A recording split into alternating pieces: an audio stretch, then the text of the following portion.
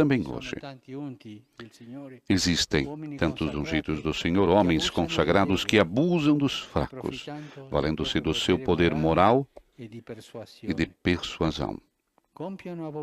Cometem abomínios e continuam a exercer o seu ministério como se nada tivesse acontecido. Não temem a Deus nem o seu juízo, mas apenas ser descobertos e desmascarados. Ministros que dilaceram o corpo da igreja, causando escândalos e desacreditando a missão salvífica da igreja e os sacrifícios de muitos dos seus irmãos. Também hoje, queridos irmãos e irmãs, tantos Dávides entram sem pestanejar na rede de corrupção, atraiçoam Deus, os seus mandamentos, a própria vocação, a igreja, o povo de Deus e a confiança dos pequeninos e dos seus familiares. Muitas vezes, por detrás daquela sua desmedida gentileza, impecável atividade e angélica fisionomia, despudoradamente esconde-se um lobo atroz, pronto a devorar as almas inocentes.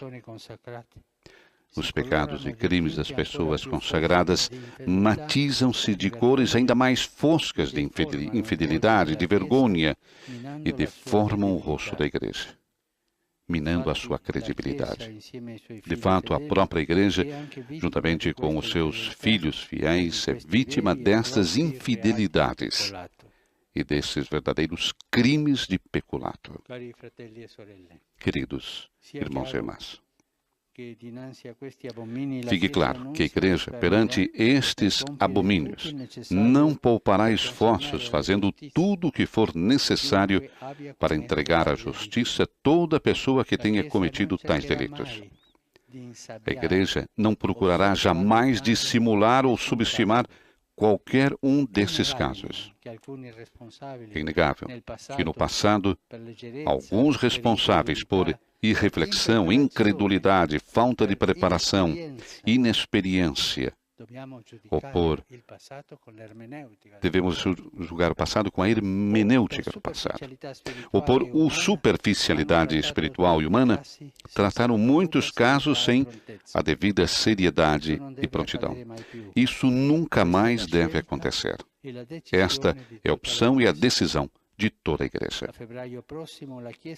No próximo mês de fevereiro, a igreja reiterará a sua firme vontade de prosseguir com toda a sua força pelo caminho da purificação. A igreja, valendo-se também da ajuda dos peritos, questionar-se-á como proteger as crianças, como evitar tais calamidades, como tratar e reintegrar as vítimas, como reforçar a formação nos seminários. Procurar-se-á transformar os erros cometidos em oportunidades para erradicar este flagelo, não só do corpo da igreja, mas também do seio da sociedade. Com efeito, se esta calamidade gravíssima chegou a enredar alguns ministros consagrados, perguntamos-nos quão profunda poderá ser ela nas nossas sociedades e nas nossas famílias.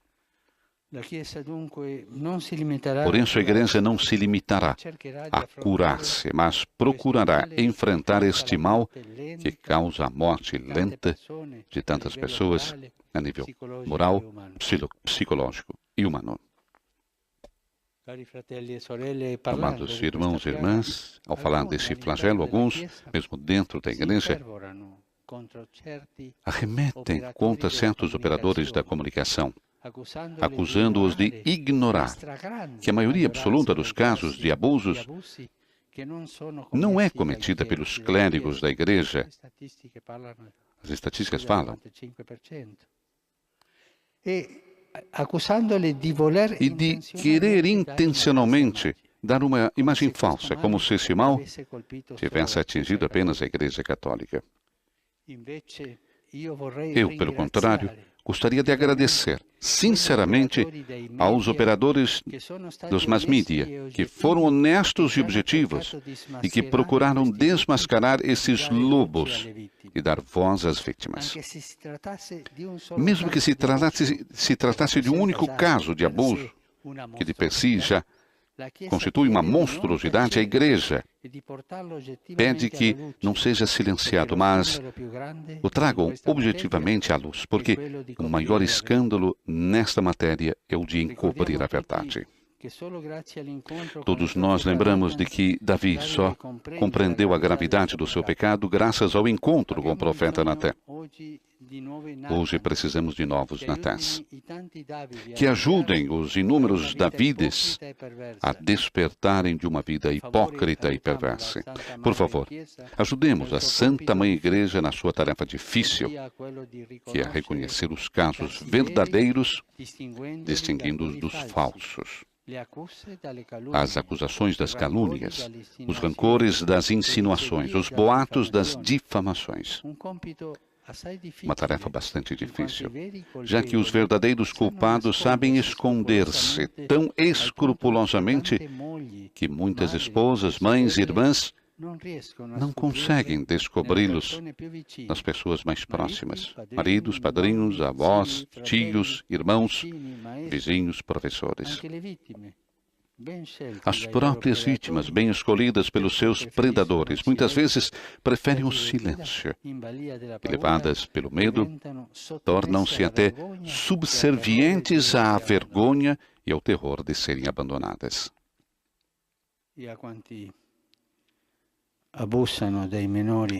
A quantos abusam dos menores, gostaria de dizer: convertei-vos, entregai-vos à justiça humana e preparai-vos para a justiça divina, lembrando-vos das palavras de Cristo. Se alguém escandalizar um desses pequeninos que crê em mim, seria preferível que lhe suspendessem do pescoço a mó de um moinho e o lançassem nas profundezas do mar. Ai do mundo, por causa dos escândalos. São inevitáveis, de certo, os escândalos, mas ai do homem, por quem vem o escândalo. Amados irmãos e irmãs, permiti que vos fale agora também de outra aflição, ou seja, da infidelidade, daqueles que atraiçoam a sua vocação, o seu juramento, a sua missão, a sua consagração a Deus e à Igreja. Aqueles que se escondem por detrás de boas intenções para apunhalar os seus irmãos e semear joio, divisão e perplexidade. Pessoas que sempre encontram justificações, até lógicas e até mesmo espirituais, para continuar a percorrer imperturbáveis o caminho da perdição. Isso não é uma novidade na história da Igreja. Santo Agostinho, falando do trigo bom e do joio, diz: Julgai-vos vós, meus irmãos, que o joio não possa elevar-se até as cátedras episcopais? Pensais talvez que aquilo exista apenas nas classes inferiores e não nas superiores? Quisera o céu que nós não fôssemos joio. Também nas cátedras episcopais ao trigo e ao joio, e no meio das várias comunidades de fiéis, ao trigo e ao joio. Essas palavras de Santo Agostinho exortam-nos a lembrar o provérbio: de boas intenções está o inferno cheio. E ajudam-nos a compreender que o tentador, o grande acusador, é aquele que divide, semeia discórdia, insinua a inimizade e convence os filhos a duvidar. Na realidade,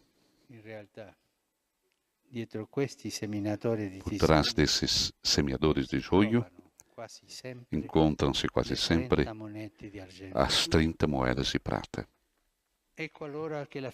E assim a figura de Davi leva-nos a de Judas Iscariotes, outro escolhido pelo Senhor, que vende e entrega o seu mestre à morte.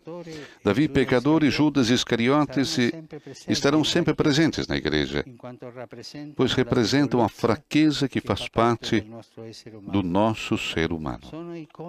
São ícones dos pecados e crimes cometidos por pessoas eleitas e consagradas. Embora unidos na gravidade do pecado, distinguem-se, todavia, na conversão. Davi arrependeu-se entregando-se à misericórdia de Deus, enquanto Judas se suicidou. Por conseguinte, todos nós, para fazer resplandecer a luz de Cristo, temos o dever de combater toda a corrupção espiritual, que é pior que a queda de um pecador, porque trata-se de uma cegueira cômoda e autossuficiente em que tudo acaba por parecer lícito. O engano, a calúnia, o egoísmo e muitas formas subtis de autorreferencialidade, já que também Satanás se disfarça em anjo de luz. Assim acabou os seus dias Salomão, enquanto o grande pecador Davi soube superar a sua miséria. E passamos às alegrias. Foram numerosas este ano, como, por exemplo, o bom êxito do sínodo dedicado aos jovens, do qual falava o cardeal decano. Os passos realizados até agora na reforma da Cúria.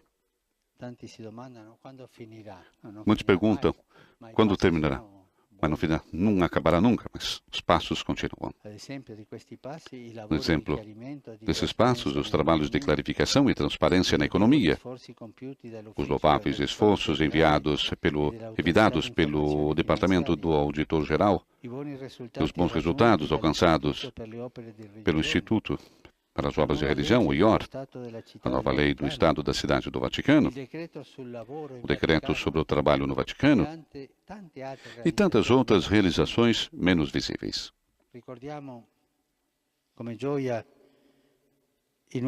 Recordamos também com alegria os novos beatos e santos, que são as pedras preciosas que adornam o rosto da Igreja e irradiam esperança, fé e luz sobre o mundo. Forçoso mencionar aqui os recentes 19 mártires da Argélia, 19 vítimas entregues por Cristo pelo seu Evangelho e pelo povo argelino.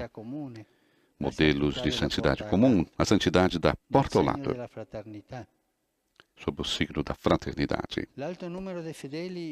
O elevado número de fiéis que cada ano, ao receber o batismo, renovam a juventude da Igreja, como mãe sempre fecunda. E os inúmeros filhos que regressam à casa e reabraçam a fé e a vida cristã. As famílias e os pais que vivem seriamente a fé e a transmitem diariamente aos seus próprios filhos, através da alegria do seu amor. O testemunho de muitos jovens que escolhem corajosamente a vida consagrada e o sacerdócio. Um verdadeiro motivo de alegria também o grande número de consagrados e consagradas, bispos e sacerdotes que vivem diariamente a sua vocação com fidelidade, em silêncio, na santidade e na abnegação. São pessoas que iluminam a escuridão da humanidade com seu testemunho de fé, de esperança e caridade. Pessoas que, por amor de Cristo e do seu Evangelho, trabalham pacientemente a favor dos pobres, oprimidos e marginalizados, sem procurar aparecer nas primeiras páginas dos jornais, nem ocupar os primeiros lugares. Pessoas que, deixando tudo e oferecendo a sua vida, levam a luz da fé onde Cristo está, abandonado, sequioso, faminto, preso e nu.